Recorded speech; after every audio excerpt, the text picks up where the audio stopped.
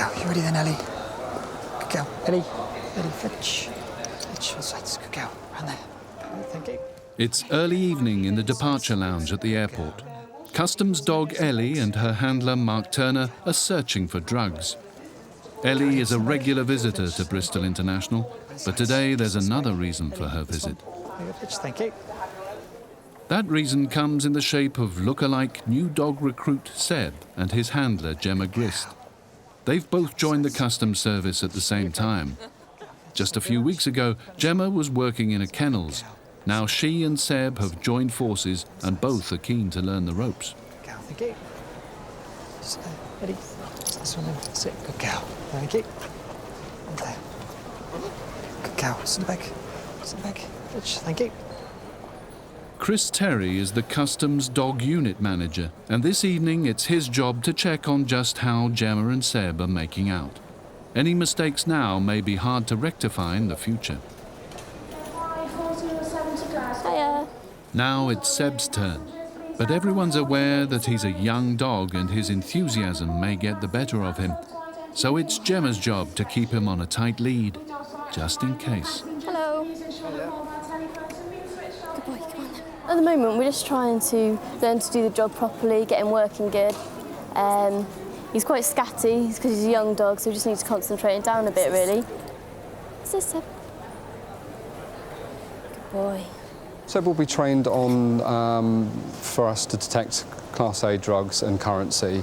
So his role will be in and around the region at the airport as well as other locations is to help us try and detect the illegal importation of Class A drugs and also for currency that may be as a result of the proceeds of crime. Our experience has shown that we have a lot of environments that the dogs need to be introduced to be effective.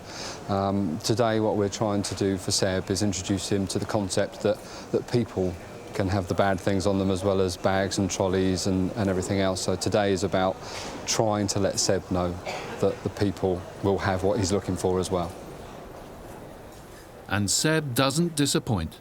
A bag of cocaine has been hidden in a volunteer's shoe, and Seb tracks it down with ease. Good boy. His tennis ball is a reward. Seb's a good dog. He's got a lot of confidence in himself. But like I say, he can be quite scatty, so he's a bit of hard work at times. But no, he's good fun. He's good fun to be with. Seb can work up until he's 7.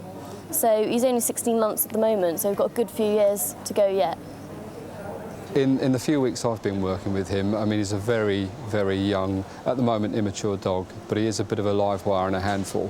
But certainly in the past week or so, he's displaying confidence in what's required of him, and it's early to say, but he's showing a lot of potential and he's maturing as well, and I think he's got the potential to be quite a good search dog. But just how easy is it to train a raw canine recruit? It's quite a long process. The dogs are taken on by the Metropolitan Police, who do our initial training for us, of the handlers as well as the dogs. This is a course that usually lasts about 8 weeks and provides us with a fairly basic product. And then there's an additional 6 weeks or so where the dogs are taken back to their home station and introduced to a lot more areas that they're going to be encountering on a daily basis. A bond between handler and dog is essential. It's absolutely crucial that they have that oneness, if you will, because the dog will need to do what's asked of it by the handler at all times in the work environment. If the dog and the handler don't have a rapport, aren't happy and comfortable together, then you won't get a good team and you won't get the results that you're looking for. Gemma and Seb are coming along nicely. There's obviously a very strong bond there already, just in the few weeks they've been together. He's quite clingy, he can't bear to be without mum by his side, so I think there's a lot of potential there, and it is very, very important that that bond is present. Airside Safety Officer Jim Calloway is still hunting for hares. It's many weeks since he first laid traps, but he's had no luck. And time is running out for the hares who may otherwise be shot. Here we are a couple of weeks on and we've still no success, although there is evidence that the actual hares have been going inside of the trap. We've got some signs of fresh droppings within the trap at the moment, and I'm 99% sure they are hare droppings, because on this particular part of the airfield we don't get any rabbits at all. This part is completely clear of rabbits. You know, we've basically baited the trap with hay, some quite sweet-smelling hay, so hopefully it'll attract the hares, which it obviously has done. They've actually gone inside there, but they haven't quite reached this part of the trap right at the back yet. And I think along the lines of perhaps putting something a little bit further back this way that'll act so that the actual hare itself will move right back into the back. We've obviously got to be careful. If we put too much material in there, it will actually stop the mechanism activating. I think it's just a case of, you know, the hare is a bit too wise for us, I think, probably. This time of year now, the hare's population on the airfield is dropping back quite rapidly, so it's literally a case of hare today and gone tomorrow. So we are hopeful we may get one or two, but it looks like it's going to be a job for next year.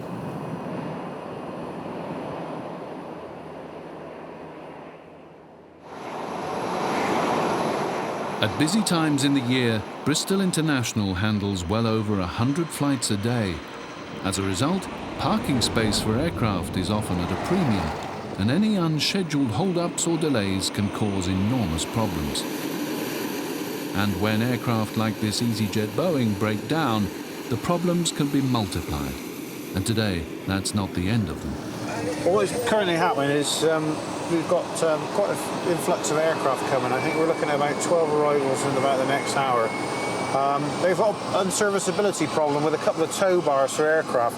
So they've got the look to put these aircraft on stands so that they can self-taxi out. The KLM there is one of the aircraft which is already in. Where it's positioned at the moment, it can taxi straight off. So basically just roll on and roll off the stand. But even so, every aircraft still needs someone to guide it safely to its parking spot. With the sudden rush of arrivals and departures, the marshallers and all the other ground crews are working flat out. That means Jim Calloway will have to lend a hand. I'm just generally having a quick look around here now. We've got to be careful where we park them. Obviously, there's wingtip clearances have to be maintained, and they're laid down quite stringently. They've got to be adhered to. Also, the fact that once the aircraft is parked on the stand, you've got to remember people have got to be able to work around them safely. Plenty of room. We've got to be able to get steps in, various pieces of equipment into the aircraft without making things too tight. The next arrival isn't on anyone's schedule. EasyJet are flying in spare parts for the broken aircraft, along with more than 100 passengers who thought they were heading for Malaga. Meanwhile, in the departure lounge, the EasyJet passengers who should have been on their way to Alicante are waiting patiently. But at least the parts needed to repair their plane have now arrived. The Malaga flight has been diverted from Luton. Although steps are being rolled up to the aircraft, the passengers won't be allowed to get off. The airline hopes their stay will only be as long as it takes to unload the spare parts and take on fuel. There's the van waiting for the part. Everybody stood up, the usual queue for the loo. By the look of it.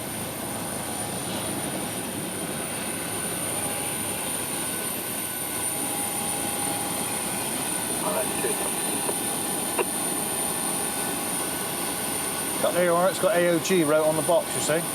All right. Aircraft on the ground. They're going to refuel it in a moment. They've just put steps up to it. So they can do that. As long as the steps are up and the other doors are armed, they can refuel the aircraft. And looks like the other part. AOG. There we are.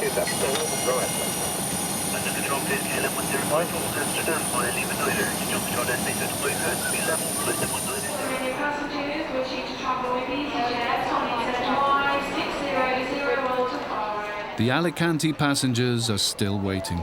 Their plane's now been delayed by several hours. Although the spare parts have arrived, it's going to take time to fit them.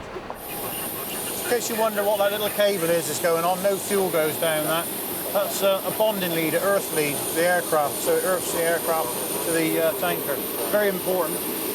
Obviously you don't want any static charge where there's fuel vapours or fuel involved.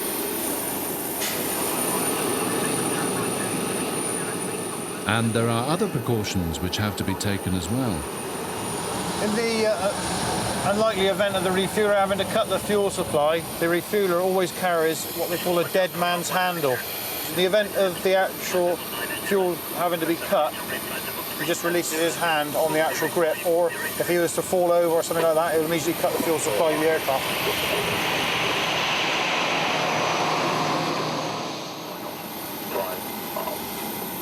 All stop, just like it. The new parts are on board the EasyJet, and the engineers are busy replacing the failed electronics. A simple swap won't be enough. The new instruments have to be thoroughly tested before the aircraft is allowed to fly again. The airside congestion is starting to ease a little as airlines catch up with their schedules. But Jim's still got his work to come, and there's no time for a break. Hello, Jim Calloway, Airside Safety Net. Sorry, Fab, I just put a kettle on, mate. I don't know if you want a quick couple. No, mate, I got two aircraft to park upon the Mail. Thanks a lot, Mel, anyway. All right, mate, I'll see you in a minute. OK, cheers. Yeah. Nice offer. It's important I know where I'm going to place my chop so they don't get in the way of the aircraft when it arrives.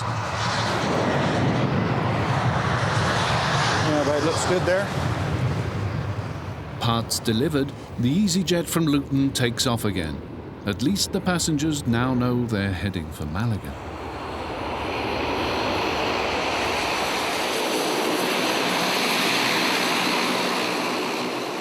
Not far behind the departing EasyJet, Jim's plane is just landing.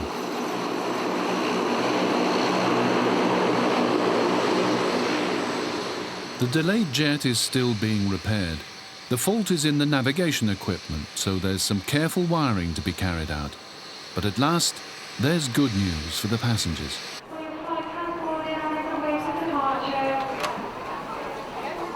After a long wait, the EasyJet passengers are at last on their way to Spain. Right then, just show him the stand where he's going to go. Right, I'm the marshaller.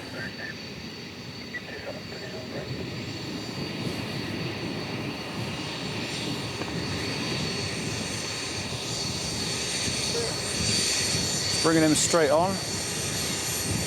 Now I'll commence a nice gradual turn. Bearing in mind I don't want the flight deck crew to lose sight of me. If they lose sight of me, they'll either stop or they'll self-position the aircraft. They're still in full view of me. Just coming up to make another turn now. The speed of your arms dictate the rate of turn which you want the aircraft to give you. And Jim's job as a marshaller isn't finished until the front wheels of the aircraft have been chocked to stop it rolling forward.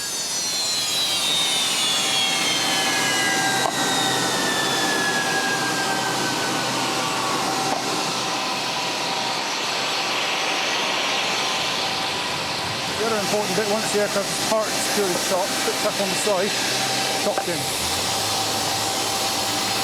Put his chocks in so he can release the brakes so all the wheel units get adequate ventilation in the event of any warm brake.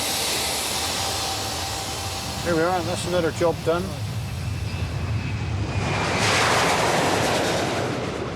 And better late than never, the much-delayed Alicante flight finally gets away.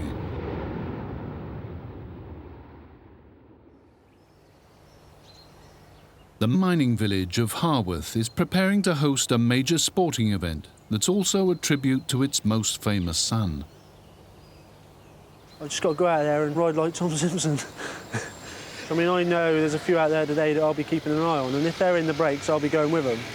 But a few of the early breaks will be some sort of, you know, lucky hopers that really they're not going to be there at the end of the race. So, but you got to know, you've got to read who's the risk, and if they go, you go.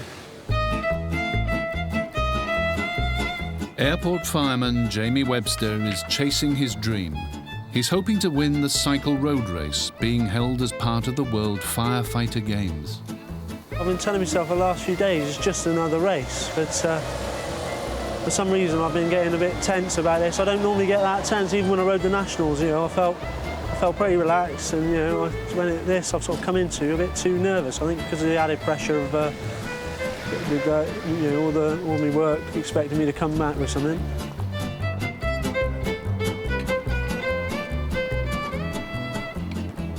When you know you're sort of in with a show, you sort of don't want to mess it up, and that's my biggest fear. That's what I've been turning over in my head all night, that I'll go out there and I do something, I make an almighty mistake and cost me a chance of a shot, a good result.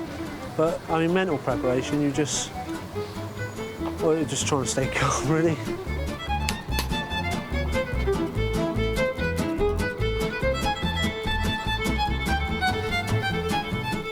The 20-mile race has attracted a big field of dedicated cyclists from around the world, and Jamie is up against organised teams, not just individuals. On a race like this, you don't really want to drop out the top 20 for the whole race.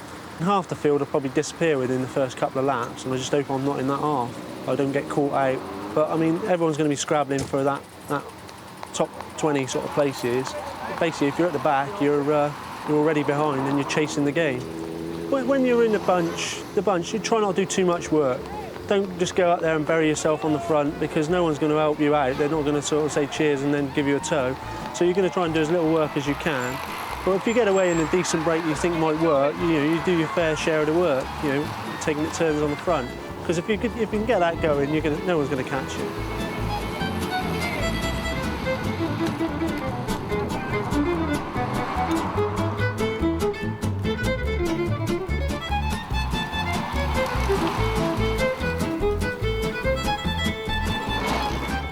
Jamie's predictions look like coming true. The field has split, but there's no sign of him in the leading pack or further behind either. Something appears to have gone disappointingly wrong.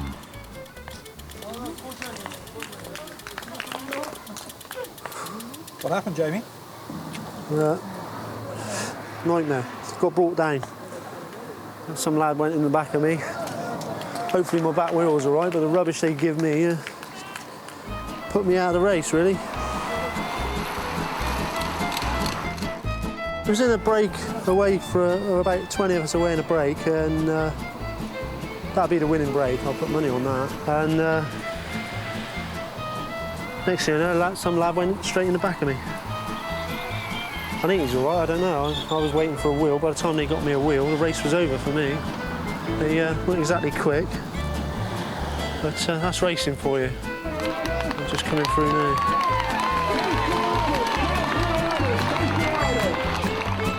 I'd have been in that front group. Oh well. I'm still a bit peeved at the moment.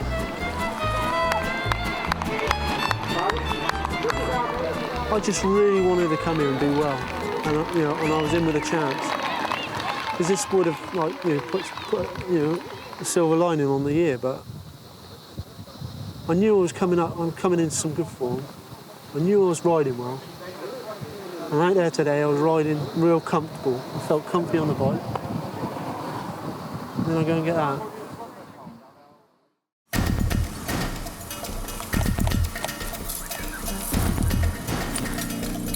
Fire crews at the airport constantly train for emergencies, which everyone hopes will never happen. Today, they're giving new recruit and former retained fireman Lee Terrett his first taste of life in the airport brigade. It's helped me in many ways. It's given me a background into certain things that we do down here, but a lot of it is completely new. Everything, the aviation side is a massive new thing for me, but I'm enjoying learning the new aspects of the job. Today's new aspect is learning to deal with the most common emergency, an engine fire. The airport's training rig can simulate a whole series of fires, and its gas-controlled flames aren't designed to make life easy for the crews. That's it, progressing in orderly. You got your spray gun? Come down and fight the fire. Let's get a bit closer, lads. A bit closer, now stay low.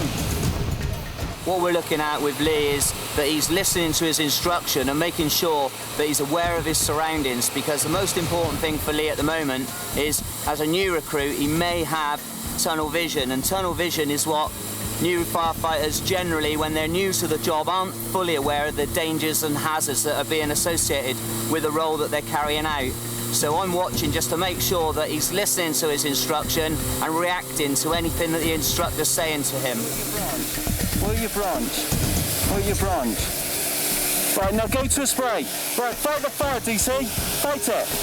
put that fire. Within the aviation industry, in an incident like this, there's a multitude of dangers which he has to be able to be aware of and also react. But at the same time, everything they're doing is time critical. They've got no time to actually sit back and think. It's got to be almost automatic. So they're not only just firefighting, they're actually creating water curtains and patterns to ensure that if the fire develops, they're actually protected and that they can make sure that they have a safe exit route if this escalates beyond control. Right, that was well done, lads. The branch has been worked well. We had an oleo fire as well as an engine fire. So what problems do we encounter there then, Lee?